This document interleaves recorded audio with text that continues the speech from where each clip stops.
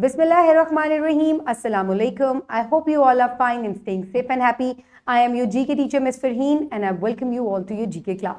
My dear students, as you know that today we will start unit number 13, which is energy and its resources. And today I will give you a complete introduction of this unit. So my dear students, these are the student learning outcomes which will be covered in this unit. One by one, we will discuss them all lecture-wise.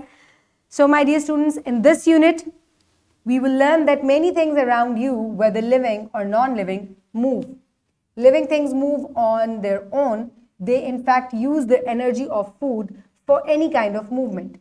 Non-living things need an energy source externally. So it is actually the energy or power that makes things move.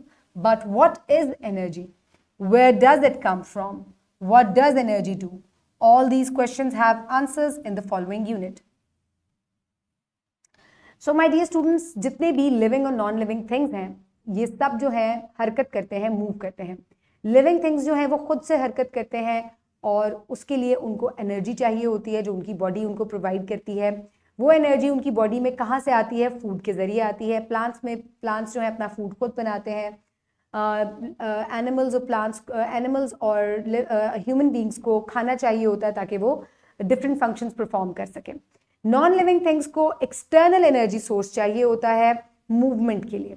ये energy या power move करने के लिए चाहिए होती है, लेकिन ये कहाँ से आती है, ये एनर्जी क्या है और ये कैसे हमें मूवमेंट में हेल्प करती है या नॉन लिविंग थिंग्स को मूवमेंट में हेल्प करती है, this will be discussed in this unit. So my dear students, in lecture number 1, page number 120 will be under reading and discussion, and the students will be able to recognize that energy is required for doing work. So my dear students, whether it's living or non-living, energy is required for doing work. If you are playing cricket, you need energy. If the fan is moving, that needs energy. You are in a car, the car needs energy. So we will discuss about this कि हर काम को करने के लिए energy चाहिए होती है, and this will be discussed in lecture number 1. Then in lecture number 2, page number 121 will be under discussion and students will be able to identify natural sources of energy. So lecture number 2 में हम different natural जो sources हैं energy के उनको discuss करेंगे. lecture number 2 में specifically sun जो है इसको discuss किया जाएगा as an energy source.